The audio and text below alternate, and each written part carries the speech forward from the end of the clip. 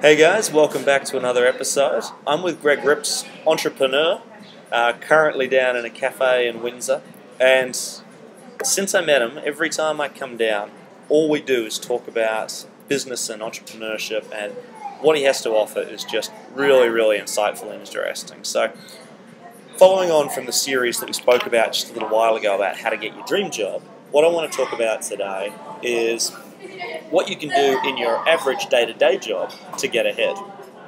So start with Greg, tell us a little bit about your history and what you've done with yourself.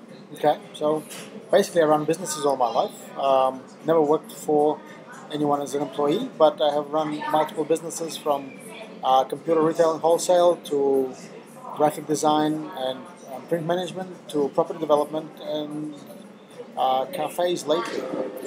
What's really interesting about Greg actually is compared to myself, and something I couldn't recommend highly enough is I went through the traditional school to university process, university out into the world experience, into consultancy and so on.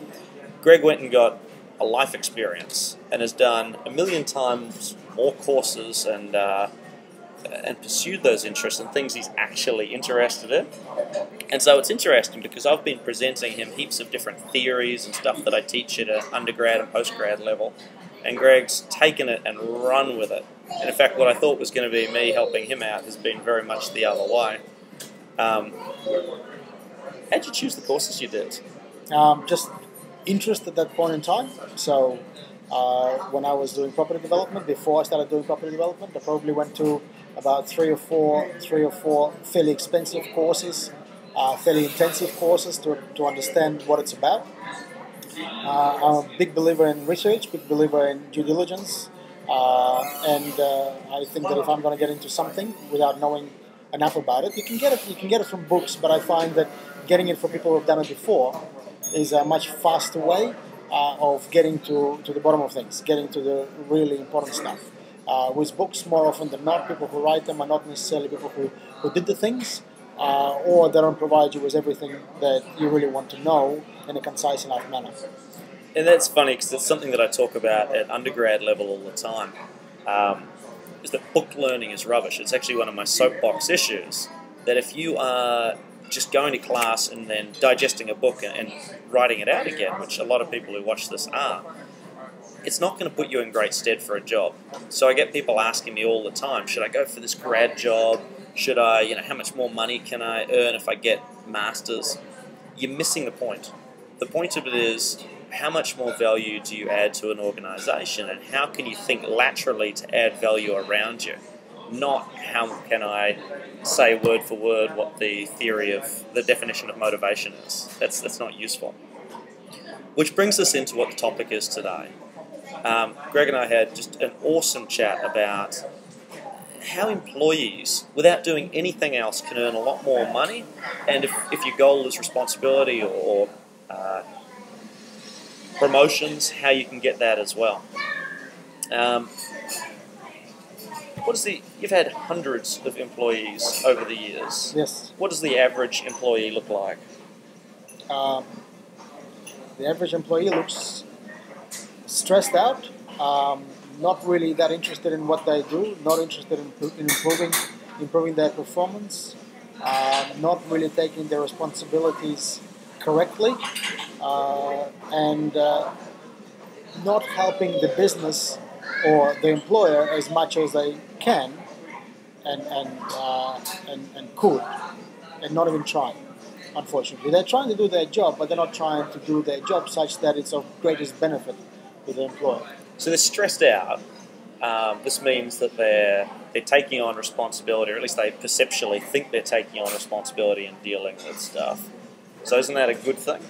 No, because if you're stressed out, worrying about how you're going to finish things, or if you're able to finish them, or if you're able to do them to the standard that's required of you, you're never going to do it right. You're never going to do it as well as you could, if do it at all. So absolutely, you don't need to be stressed out, and I still don't understand why any employee is ever stressed.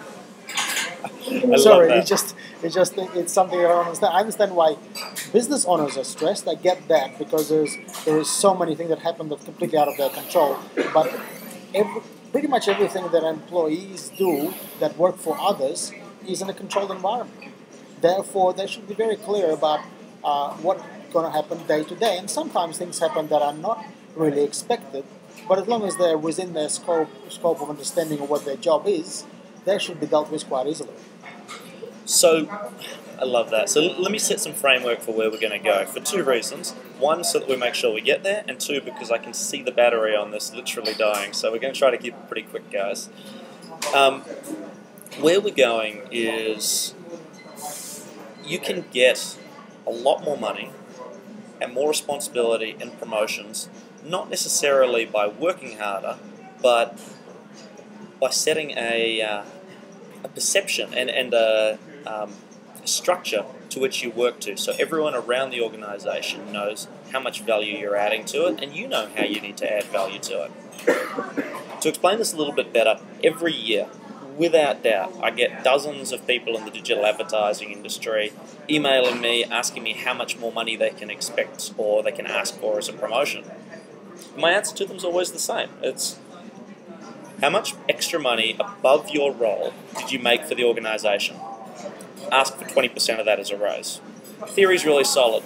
How many people actually apply that? 0.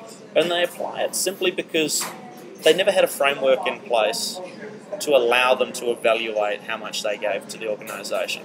So I think that's pretty largely aligned with what your thoughts are. I'm a firm believer, and I've never had that happen, that somebody that I've employed came up to me and said, listen, Greg, you've hired me to do this job.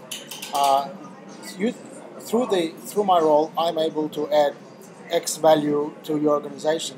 But what I did this year is I added X plus 100. That 100 is extra. You didn't expect me to provide it. I would like a portion of that. I've never, ever, ever, ever had that happen. And that employee would be my best employee just by saying it. Forget the fact that they've added any value. The fact that they measured what they've produced during that year, therefore they understood clearly what they're supposed to do. They understood where they are in a structured organization. There's so many things that had to happen for them to be able to tell me these things that they would have certainly exceeded my expectations just by knowing all of that. So we're in Third Wave Cafe, the one in Paran right now, not the one in Port Melbourne, but both great. Let's say if you were running this place and I came to you as an outsider and said, on Wednesday night, these guys are known for their American barbecue, literally the best in Melbourne. I came to you and I said, you don't open on Wednesdays, but I can pack the place out on a Wednesday. All I want is a 20% cut or something. Would you take me up on that offer? Yeah, absolutely. I'd probably negotiate that, but absolutely. I would never say no, and I would even give you reasonable doubt, because I don't know if you can and if you can't, right? And it's going to cost me to open for another night. So I would probably negotiate that. Let's try. Let's see if you're actually able to do it. But if you're able to do it, absolutely, I'm going to give you a portion of the takings, and that portion needs to be high enough so that you, as an organizer, are going to be happy to do it over and over, and possibly do it more than just for one night. All right. So first tip: definitely hit them up for 20% of anything you do. No, of course I'm kidding. Don't do that. But if I was an employee, there's sort of a perceptual difference between me being an outsider coming and saying I can do this and being an employee and saying I can do this. But I'm sure you'd agree it's exactly the same thing, right? Yeah, absolutely. There's no difference. Employees are probably just going to be more trusted to provide what they say they're going to provide over and above whatever their scope is, or hopefully even within their scope. So a lot of people, particularly graduates, I know that I get a lot of graduates watching this stuff, they go into roles where they feel like they can't add value. Like they're a paper pusher. Oh, my job's to evaluate this, it's to do that task. To that I imagine you'd agree with me, say you can always add value to the organisation. Absolutely. Right? Yeah, I don't know of any role in an organisation that cannot add value, starting from the very lowest, let's say janitor, to the very highest, and anything in between. Absolutely. If you know your job, if you know what you're doing, if you understand what you're doing, and if you understand how the company makes money from your role, you should be able to find a way to make more money for the company, for sure. Okay, so when I meet with students, help them sort of work out what job they want to do and then help them actually get those jobs, I take them through a really simple process. It's a 4-step process. So in the instance of what we're talking about here, going to your manager and saying, this is the structure I want to apply, what's the first step? How do people start? First step is to agree on the responsibilities with your manager that you have, that you're responsible for. Basically, what I call your scope. You need to understand very, very clearly what you're supposed to do and what you're responsible for. But probably just as importantly, your manager needs to understand very clearly what you're supposed to do and what you're responsible for. And that's basically going to stop your manager from ever asking you to do something that you're not responsible for. Okay, so document it. I come to you, I'm your boss, I say, hey, Greg, I want you to do this, which is outside of your job, your standard job. What do you say? Okay, so what I would say is, I would first of all understand, is it really outside of my scope? Because maybe it's not, maybe it just looks like it, but it may not be. But if it is really outside of my scope, I would ask my boss, my manager, is there any reason why he's giving me this job that is not part of our agreed scope of work? And I'm going to get an answer. That answer may be that he has no one else to give it to, or that he thought that it was part of the scope. There could be a bunch of different reasons why he's giving it to you. A lot of them may be that once you bring it to their attention, they will get, hold on a second, maybe they shouldn't have given it to you, maybe they should give it to somebody else. Some of them may be that they want to give it to you, at which case I would have a conversation about whether we are changing my scope of work or we're not. And if we're changing the scope of work, what are the repercussions? And the minimum repercussion is, if this is going to be my responsibility, is a responsibility that's going to be removed from my scope? Because it's not really fair or correct to add to my scope of work without first me agreeing to it. Absolutely. So that will lead to all sorts of conversations that are going to manage this extra load that wasn't supposed to be part of my workday anyway. So I wanted to go into like 4 or 5 steps, but I can tell already that the battery's down to 5%. We're going to have to wrap this up as quick as possible. So jumping ahead, how do I then get the big raise, the big promotion that I want, having set the structure in place already?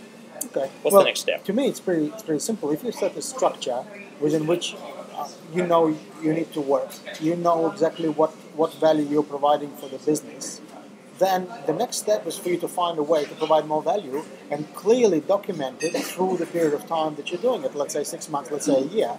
At the end of that period, you need to go to your manager and basically tell them, listen, do you know just how much more value I've produced for the company over the last period of time? They will answer yes or no. Whatever they answer, you need to provide it for them anyway, right? Yep. They might say yes, they might say no. If they say yes, they're probably going to be wrong, because I can guarantee you they did not track your personal performance down to the level that you track your personal performance, right?